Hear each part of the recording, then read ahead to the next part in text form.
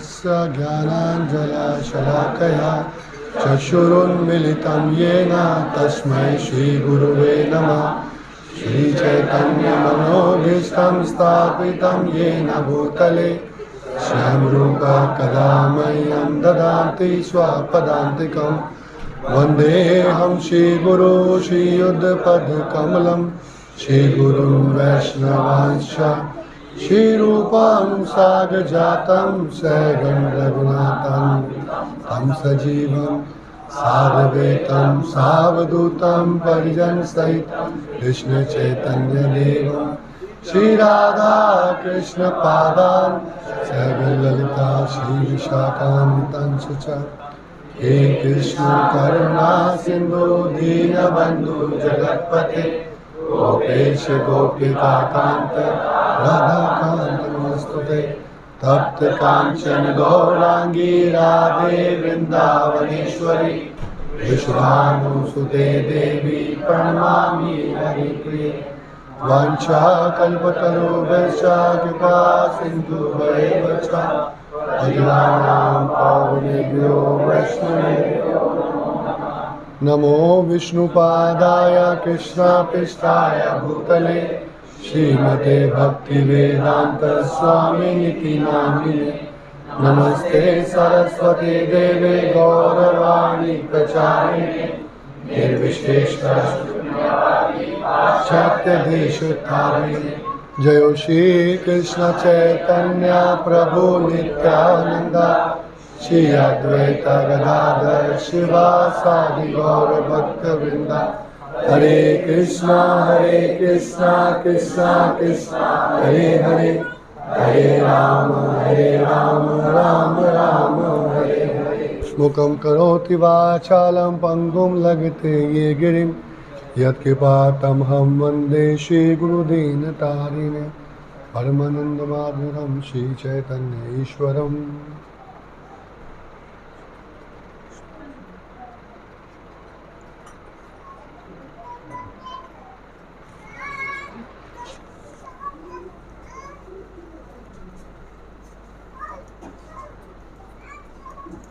हरे कृष्ण। स्वागत है आप सब भक्तों का आज के हमारे इस साप्ताहिक कार्यक्रम में।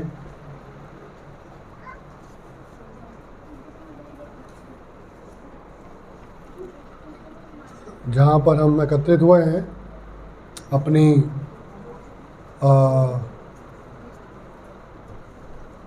चर्चा को आगे बढ़ाने के लिए, जहाँ हमने छोड़ा था। और ये चर्चा हमारी कुछ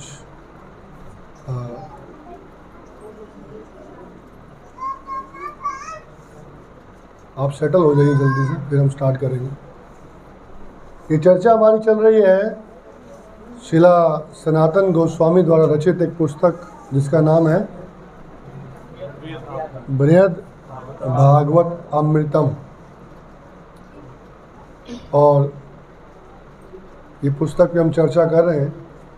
और उस पुस्तक के चर्चा के दूसरे खंड में, दूसरे पार्ट में गोप कुमार जी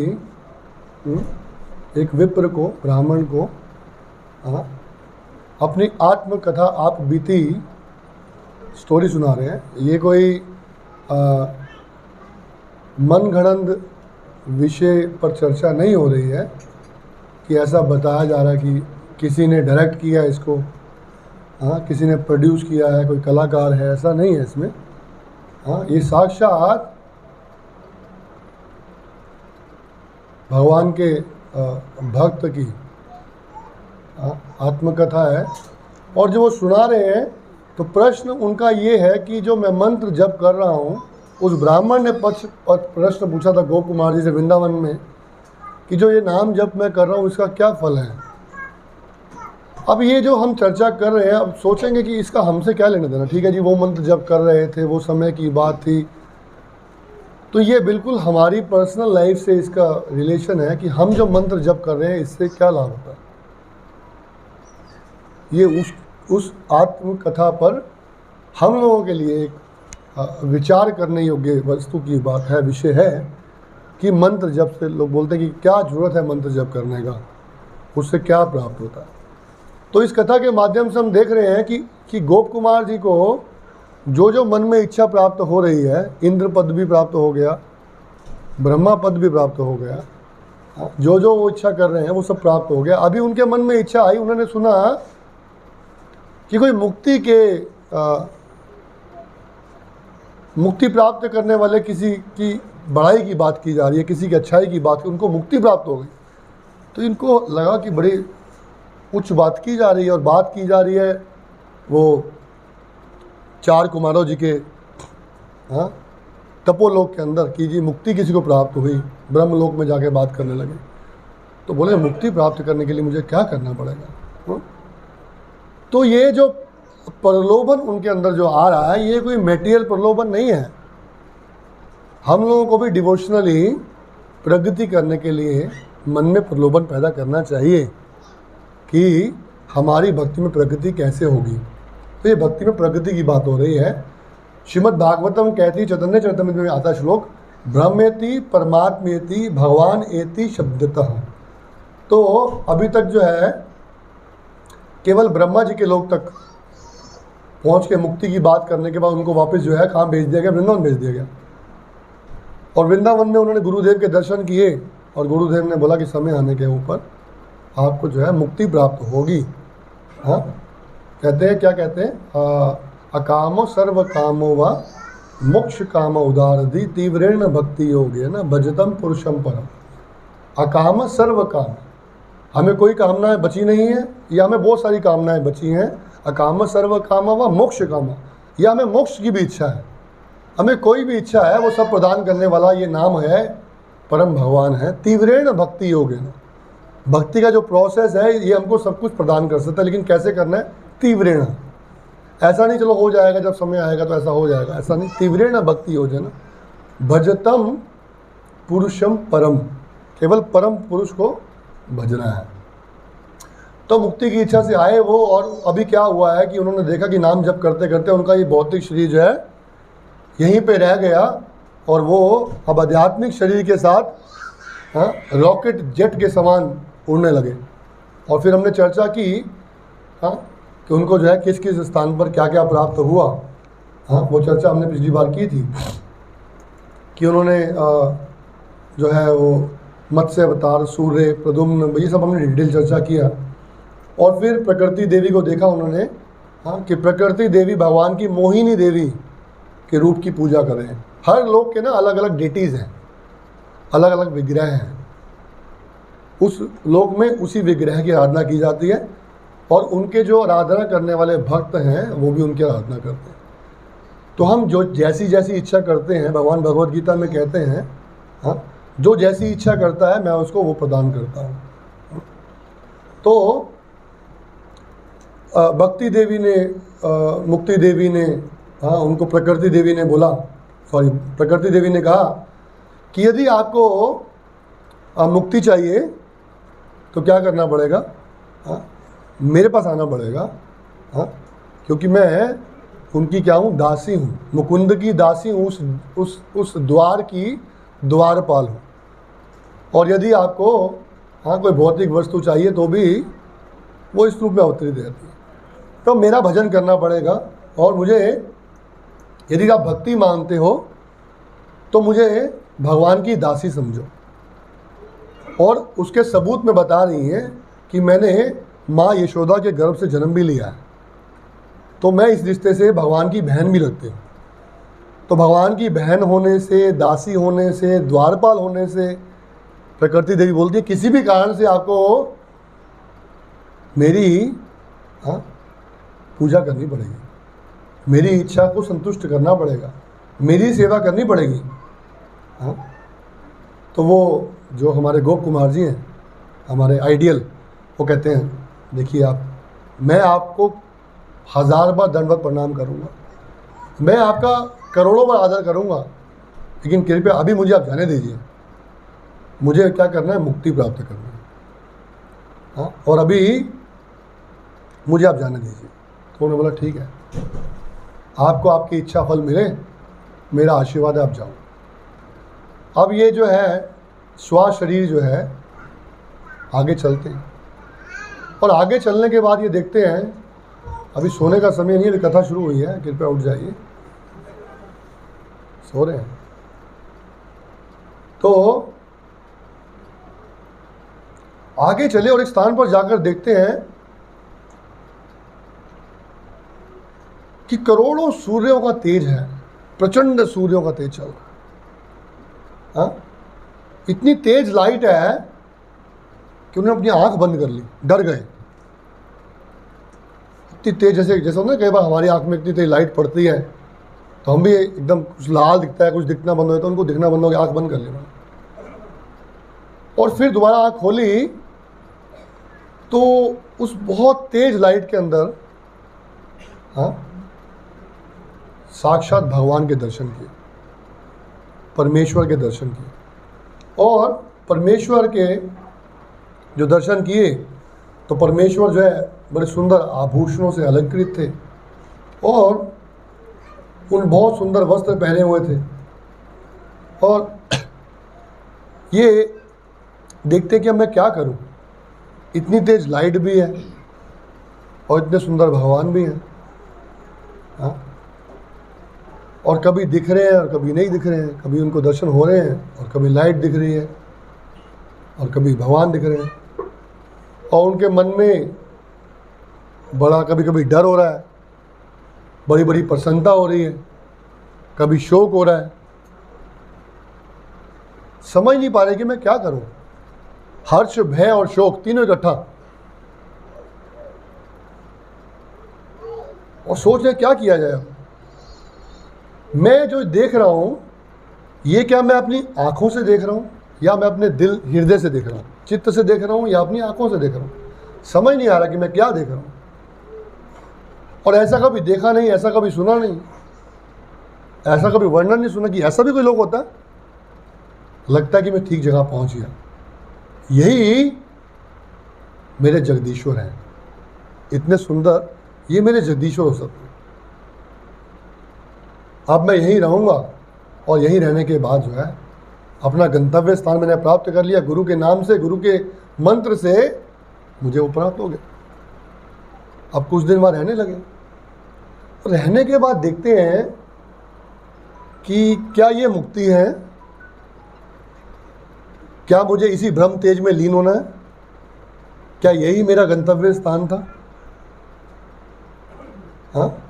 भुक्ति मुक्ति सिद्धि कामी शकल अशांत कृष्ण भक्त निष्काम अतएव।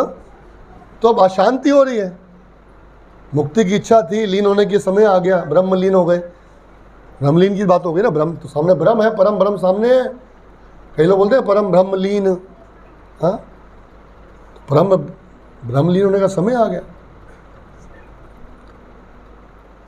और सोचे कि अब मैं लीन हो गया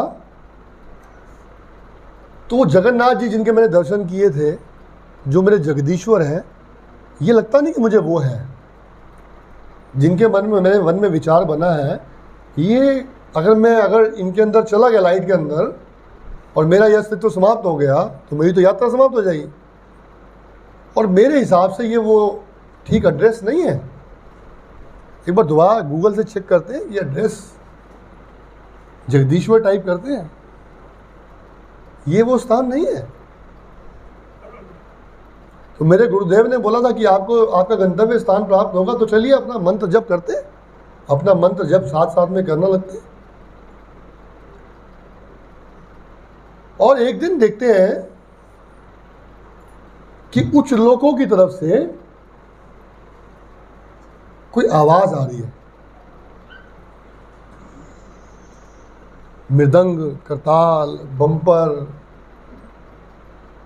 हरे कृष्णा कृष्णा कृष्णा हरे हरे, हरे राम राम राम हरे हरे। आवाज आ रही है सामने से, कोई दिख नहीं रहा है। और ध्यान लगाकर उसी तरफ देख रहे हैं। इधर परमेश्वर के दर्शन हो रहे हैं, तेज लाइट चल रही है, इधर से कीर्तन पार्टी आ रही है, इस्कॉन हरिनाम संकीर्तन पार्टी होगी शायद। मंत्र चल रहा है, बड़ा सुंदर आवाज़ आ रही है, आनंद आ रहा है। भक्तों को कीर्तन में बड़ा आनंद आता है। अब भक्तों को लगता है क्यों ये बार बार हरे कृष्ण गाते रहते हैं। तो चेक करना वो भक्त कौन है अभक्त कौन है, तो कीर्तन करके देखो, आपको रिजल्ट आ जाएगा। कीर्तन और सुनने की बड़ी सुंदर आवाज़ आ रही है, और बहुत दिन से ऐसी आवाज़ कभी सुनी नहीं थी। वृंदावन में गए थे, सुनी थी, उसके बाद कभी ऐसी आवाज़ सुनने को मिली नहीं। तो सामने से देखा कि अंधेरे धुआं जब हटा, हाँ, तो एक सामने से एक बहुत सुंदर कीर्तन पार्टी आ रही है, और उनके कीर्तन के जो लीडर हैं उनके रूप का वर्णन कर रहे हैं। आपने पहचानना है कि वो कौन है। मैं उनका श्लोक बोलूँगा, आप पहचानेंगे वो कीर्तन पार्टी के लीडर कौन है। कर्पूर गौरम त्रिदिशम दिगंबरम चंद्राधिमौलिम ललितम त्रिशूलम गंगाजलमालन जटावलिधरम भस्मांगरंगम रुचिरस्तिमालिनम। भस्मास गंगारंगम, हाँ? तो उनके रूप का वर्णन करें। देखा तो ये रूप दिख रहा है, कर्पूर गौरम, कपूर की तरह गौर शरीर है उनका। कर्पूर गौरम त्रिदिशम दिगंबरम, 3 आँखें हैं, त्रिदिशम 3 तरफ से देख सकते हैं, दिगंबर है। और क्या है, चंद्राधिमौलिम, चंद्राधिमौलिम, आधा चांद, चंद्र आदि मौलिम ललितम त्रिशूलम, हाथ में क्या है, त्रिशूल पड़ा है। और क्या है, गंग जला मलाना जटा, जटा के अंदर जो है गंगा, हाँ, वलीधरम, गंगा को धारण किया है। भस्मांग रंगम, बॉडी कैसे डेकोरेट किया है, भस्मांग रंगम। रुचिरस्त मालिनम, गले में क्या है, अस्थि मालिनम, रुचिरस्ति मालिनम, माला है अस्थि की माला। लेकिन साधारण अस्थि का माला नहीं है ये, हाँ, ये वैष्णवों के शरीर की माला है। तो परम वैष्णव जो शरीर छोड़ते हैं उनके शरीर का अंग लेके अपनी माला में डालते हैं। और जो भस्म भी है, जो राख भी है, वो उनके शरीर की भस्म है, वो साधारण भस्म नहीं। परम वैष्णव जब शरीर छोड़ते हैं तो उनका जो है, हाँ, उनका अंग जो है, उनका जो हड्डी है, जो मुकुट है, उनको अपने गले में धारण करते हैं। और उनकी गोद में, हाँ, माँ पार्वती बैठी है, और किसी उनके पार्षद साथ में है। किसी ने छत्र पकड़ा हुआ है, कोई माला बजा रहा है, कोई करताल बजा रहा है, कोई चामर दुला रहा है। ऐसे पार्टी आ रही है, हैं? और सुंदर, हाँ, रथ पर विराजमान है। क्या है, बैल पर बैठे हैं, और साथ में पार्टी चल रही है। और जो साथ में पार्टी है वो भी सब विचित्र सी पार्टी है। उसका भी बड़ा सुंदर वर्णन करें श्री सनातन गोस्वामी। बड़ा लंबा समय नहीं है उतना वर्णन कर सके, बड़ा सुंदर वर्णन करते हैं। उनकी जो पार्टी के जो लोग हैं उनका वर्णन करते हैं, और उनमें से एक का वर्णन करते हैं बड़े महत्वपूर्ण रूप से, कि एक है जिनका पेट बड़ा मोटा है और हाथी का जो है धड़ है। कौन है, हाँ, वो उनका वर्णन कर रहे हैं। उनका बड़ा सुंदर वर्णन किया। और ये जो है देख रहे हैं पार्टी कीर्तन की चल रही है, बड़ा सुंदर कीर्तन पार्टी, वैष्णव जल चल रहे हैं और कीर्तन कर रहे हैं। और अब इधर लाइट दिख रही है, परमेश्वर दिख रहे हैं, और इधर ही देख रहे हैं। और ये सब जो है, ये सब जो पार्टी आई है, ये सब उनको प्रणाम कर रहे हैं, उनके लिए हरिनाम संकीर्तन कर रहे हैं, और ये उनका दर्शन कर रहे हैं। अब बड़े विस्मित हो गए हैं और चिंतित हो गए। पहले बड़े चिंतित थे, अब और चिंतित हो गए कि भैया अब क्या किया जाए। तो बड़े उनको पहले दंडवत प्रणाम किया, उनका रूप देखा, उनका वर्णन किया, और फिर बोले नंदी महाराज के पास जाके, उनके कान में जाके पूछते हैं, आप बताएंगे ये कौन है, कहाँ से आए और कहाँ जा रहे हैं। बड़ा ही सुंदर लग रहा है ये आपका दल, लेकिन थोड़ा बताओ तो सही, है कौन है, और ये रहते कहाँ हैं, इनका थोड़ा पता बताओ। कभी कीर्तन वीर्तन कराने की इच्छा हो, घर में बच्चे का बर्थडे हो तो बुला लेंगे, बैल पार्टी है। होता है ना, कभी बोलते हैं इस्कॉन का कीर्तन कितने पैसे लेते हो भाई, कैसे कीर्तन करते हो, हमारे भी घर पे आके कर दो। किया था ना अभी, तो बोले पार्टी बुला लेंगे, अच्छी पार्टी है। थोड़ा राख वाक की व्यवस्था करेंगे उनके लिए, जो पार्टी आई है थोड़ा उनके हिसाब से। कहाँ रहते हैं वो? चलो ठीक है। और मैंने देखा कि ऊपर से आ रहे हैं, इसके ऊपर भी कुछ है क्या? मैं सोचा था कि यही जो है ना, ये लास्ट प्लेनेट है, इसके ऊपर ऊर्ध्व लोकम, ऊर्ध्व लोक से आ रहे हैं, ऊपर से आ रहे हैं, वो क्या है ये? तो नंदी महाराज से पूछते, नंदी महाराज हंसते हुए कहते हैं, हे गोपाल की उपासना करने वाले गोप बालक, तुम जानते नहीं ये परम शिव है। कहते हैं अच्छा, तो कौन है परम शिव? मुझे थोड़ा बताओ इनके बारे में, कौन है? कह रहे परम शिव है जो भगवान की भक्ति करते हैं, और भगवान की भक्ति करके ये भगवान को प्रसन्न करते हैं। पहला तो इनका गुण ये है, ये भगवान की भक्ति करके उनको प्रसन्न करते हैं, और दूसरा ये वैष्णवों को बहुत प्रिय है, दूसरा महान गुण है। थोड़ा बता दीजिए कहाँ रहते हैं? तो बोले शिवलोक में रहते हैं, इसके ऊपर जो है क्या है? शिवलोक है। तो जा कर रहे हैं? तो बोले ये अभी कैलाश पर्वत जा रहे हैं। ये पार्टी जो है, इनका बहुत बड़ा एक दल है, हजारों के लोगों करोड़ों का, उसमें से कोई 6-8 पार्टी मृदंग करताल लेके जो है निकल रहे हैं यहाँ से, और यहाँ से निकलने के लिए जा रहे हैं। बोले अच्छा, तो बड़ा अच्छी बात है। तो ये बताइए इनका यहाँ पे आने का कारण क्या है? तो बोले ये केवल तुम्हारे लिए आए हैं। बोले अच्छा, मेरे लिए आए? तो मेरे लिए क्यों आए?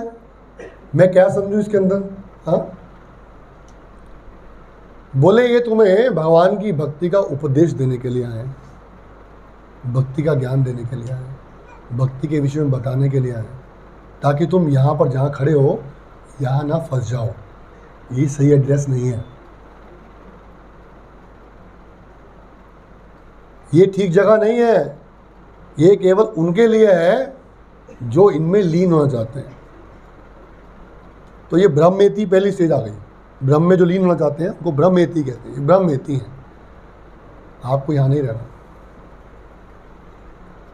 ये भगवान की भक्ति करते हैं, और इनका कार्य केवल भगवान की भक्ति का प्रचार करना है, और ये भक्ति की प्रचार करने के लिए ये सब जगह जाते हैं। और ये सदैव हरि नाम संकीर्तन करते हैं, उनकी पार्टी में सब कीर्तन करते हैं। तो अब ये सोच रहे हैं अच्छा, तो मैं इसका मतलब कि मुझे इनकी भक्ति करनी चाहिए, मुझे इनका सत्कार करना चाहिए, मुझे इनके साथ रहना चाहिए, मुझे इनके साथ जाना चाहिए। तो बोले आप मुझे अपनी पार्टी में ले लो। तो जब माँ पार्वती सुनती हैं कि गोप कुमार जी ऐसा बोलते हैं कि उनकी पार्टी में आ जाते हैं, उनके साथ में खड़े हो जाते हैं, बैठ जाते हैं, आके मिल जाते हैं, तो माँ पार्वती गणेश जी की तरफ इशारा करती है, आप कुछ बोलो। गणेश जी को इशारा करती हैं, तुम कुछ इनको बोलो। तो गणेश जी कहते हैं ये जितने भी सब हैं ये सब भक्ति के प्रचार करने वाले हैं। यदि आपको वास्तविक रूप में अपने गंतव्य स्थान में जाना है तो आप वैकुंठ की तरफ गमन करो। ये जो वैकुंठ होता है, यहाँ सब भगवान श्री कृष्ण के पार्षद रहते हैं, और ये सब पार्षद जो है श्री कृष्ण की तरह हूबहू दिखते हैं, ये उनकी पहचान है। और वहाँ पे जाके आप वास्तविक रूप में अपने गंतव्य स्थान को प्राप्त करेंगे। तो बोले अच्छा ठीक बात है, ये बताइए कि वैकुंठ प्राप्त किसको होता है? तो कहते हैं जो ठीक तरह से अपने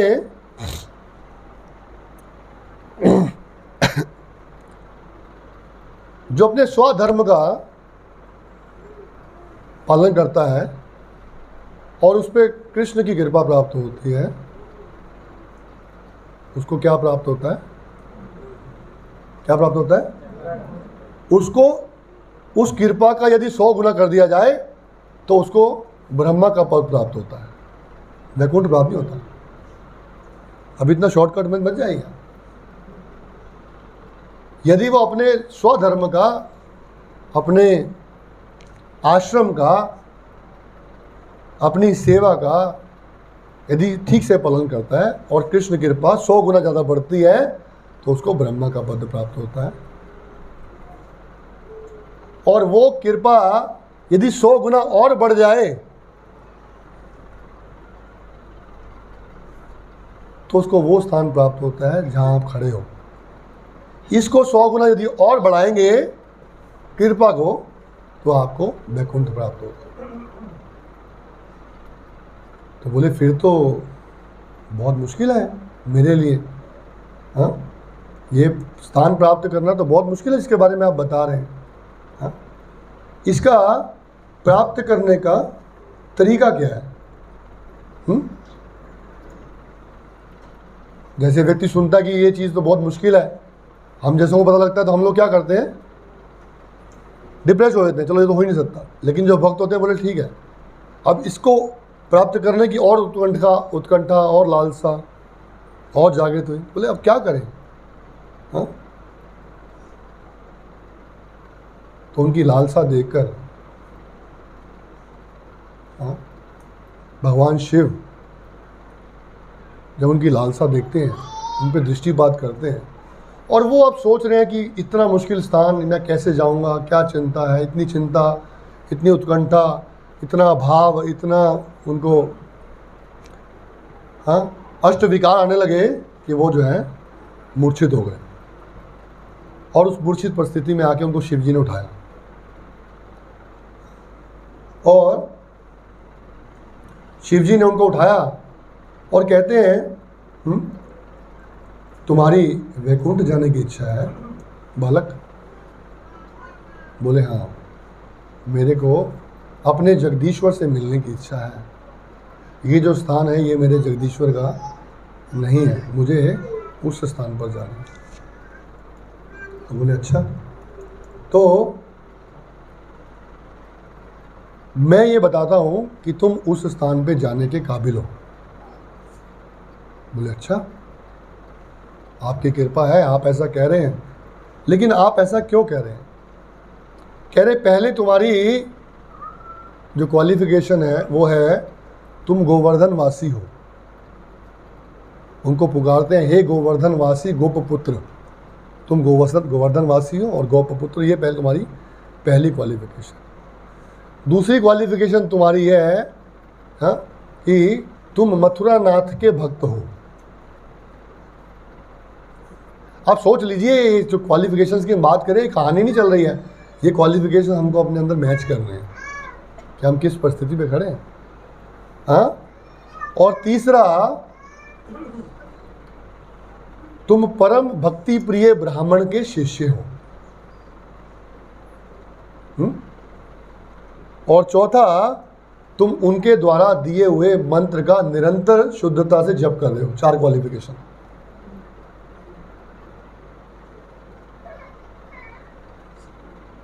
ये 4 क्वालिफिकेशन से गोवर्धनवासी, मथुरानाथ के भक्त और ब्राह्मण, भक्ति प्रिय ब्राह्मण के शिष्य, और चौथा उनके द्वारा दिए हुए शुद्ध मंत्र का जप। तो ये चारों क्वालिफिकेशन हमको मिल सकती हैं अगर हम करना चाहें तो। पहली नहीं मिल सकती, बाकी 3 मिल सकती हैं। बाकी 3 करेंगे तो ऑटोमेटिकली गोवर्धनवासी हो जाएंगे, ऑटोमेटिकली। जो ये 3 कार्य करेगा उसका नाम जो है गोवर्धनवासी हो जाएगा ऑटोमेटिकली। उसमें कोई और क्वालिफिकेशन जो थी, उसको किसी और वीज़ा एड्रेस की जरूरत नहीं है, आधार कार्ड की जरूरत नहीं है, गोवर्धन के एड्रेस की, ऑटोमेटिकली। क्योंकि वो जिस स्थान पर रहेगा वो स्थान क्या हो जाएगा? गोवर्धन हो जाएगा। उसको गोवर्धन से शिला लाकर अपने घर में पूजा करने की आवश्यकता नहीं पड़ेगी। आजकल डिवोटीज करते हैं ऐसा कि भाई गोवर्धन गए, वहाँ पर 2-4-500 रुपये दिए, शिला ली, गोवर्धन घर ले जाए। नो, प्रभुपाद ने मना किया है। प्रभुपाद से कैसे no, Govardhan wants to stay in Braj, Prabhupada ये बोलते हैं। गोवर्धन कहाँ रहना चाहते हैं, उनको ब्रज से लेके मत आइए। और बड़ी हाई क्वालिफिकेशन चाहिए उनकी भक्ति करने के लिए। अभी तो इस्कॉन जो ब्यूरो है और जो डीटी मिनिस्ट्री है, उन्होंने एक लॉ निकाल दिया है कि कहीं भी गोवर्धन शिला इंस्टॉल नहीं होगी। गोवर्धन शिला should be install only in Govardhan, not in Delhi. किसी भी इस्कॉन के किसी भी मंदिर में कभी गोवर्धन शिला इंस्टॉल नहीं की जाएगी। अभी लॉ हो गया है। प्रभुपाद ने ऐसा बोला। प्रभुपाद कहते हैं कि Govardhan should be stay in Govardhan only. तो आपकी क्वालिफिकेशन है। और ये जो स्थान आप जहाँ पे खड़े हो, ये सायुज्या मुक्ति का स्थान है। कितने तरह की मुक्ति होती है? हाँ हाँ, उसमें से ये है सायुज्य, भगवान में लीन हो जाने, वो स्थान है। ये स्थान आपके लिए नहीं है। ये स्थान केवल ज्ञानी, योगी और तपस्वियों के लिए है। वो यहाँ पर आते हैं और उनकी इच्छा पूर्ण होती है, उनकी इच्छा रहती है। तुम जल्द से जल्द इस स्थान का परित्याग करो, लीव दिस प्लेस। क्योंकि ये जो सायुज्य मुक्ति है, ये भक्ति में विघ्न डालती है। यदि कोई मथुरानाथ की भक्ति कर रहा होगा, उसके मन में आएगा कि मैं इनमें लीन हो जाऊं, तो वो भक्ति क्या करेगी? डिस्टर्ब करेगी। मुक्ति की जो इच्छा है वो डिस्टर्ब करेगी। तुम यहां से भी चलो।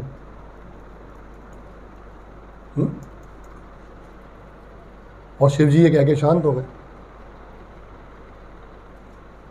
और जैसे ही शिव जी शांत हुए तो शिव जी के पार्षद कहने लगे।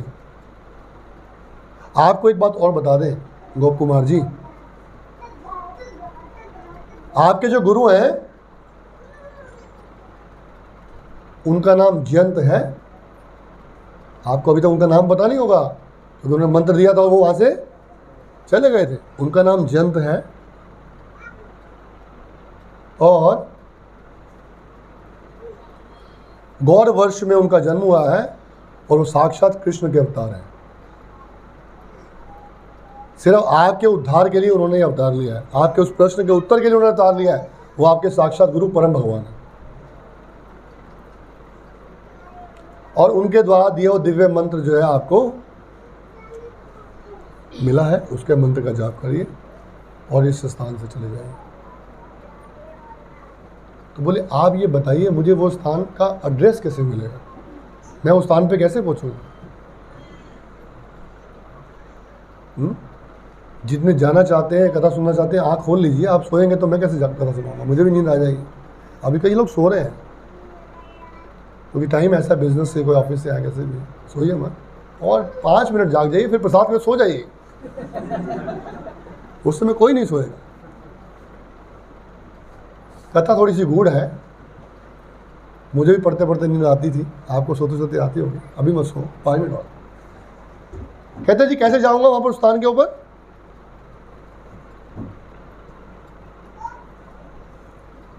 बोले उस स्थान के जो नाथ है उनकी कथा का श्रवण करो। उनके बारे में जब सुनोगे तो आपको अपने वहां पहुंचने का गंतव्य स्थान का फ्लाइट और फ्लाइट नंबर, टिकट, वीजा सब प्राप्त हो जाएगा। क्या करो? उनकी कथा का श्रवण करो। आपका जो प्रीचिंग सेंटर है वहां पे जाइए, सोमवार के दिन कथा का श्रवण करिए। अपने आप जो है आप क्वालिफाइड हो जाओगे और उनकी भागवत का अध्ययन करिए, वैष्णवों के मुख से श्रवण करिए, वो स्थान प्राप्त हो जाएगा। अब उत्कंठा साक्षात शिवजी ने बता दिया है कि यहाँ पर नहीं रहना है, आपको जाना है आगे ऊपर, और जाने का रास्ता बता दिया और अपना प्लेनेट पार कर दिया। नहीं तो पहले बोलते कि पहले मेरे प्लेनेट में आओ, नहीं, अपना प्लेनेट पहले पार कर दिया। बोले अब सीधा जो है कहाँ जाओ? वैकुंठ में जाओ। और वैकुंठ में पहुंचने के बाद आपको कैसी फीलिंग आएगी वो आप हमको अगले सोमवार को बताना कि आपको वहाँ जाके कैसा लगा। ठीक है, तो अगले सोमवार आप